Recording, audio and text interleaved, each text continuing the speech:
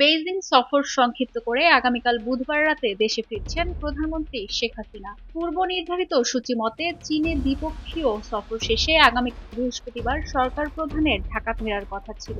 কূটনৈতিক সূত্র প্রধানমন্ত্রীর চীন সফর সংক্ষিপ্ত হওয়ার বিষয়টি নিশ্চিত করলেও ঠিক কী কারণে এমন সিদ্ধান্ত তা খোলসা করেনি। 250টিরও বেশি ডিজাইন অপশন নিয়ে ওয়ালটন স্মার্ট ফ্রিজ, বোঝে আপনার প্রয়োজন।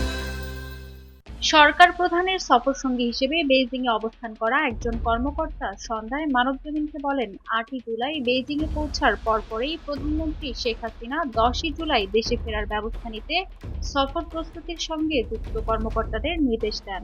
রাষ্ট্রাচার বিভাগ তৎক্ষণাৎ সেই নির্দেশনা বাস্তবায়নে উদ্যোগী হয়।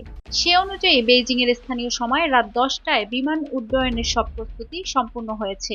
পরিবর্তিত সূচি মতে বিমান বাংলাদেশের এয়ারলাইন্সের বিশেষ ফ্লাইটটি বেইজিং ক্যাপিটাল আন্তর্জাতিক বিমানবন্দর থেকে প্রধানমন্ত্রী এবং তার সফর সঙ্গীদের নিয়ে রওনা করে বাংলাদেশ সময় বুধবার রাতে ঢাকায় পৌঁছানোর কথা রয়েছে।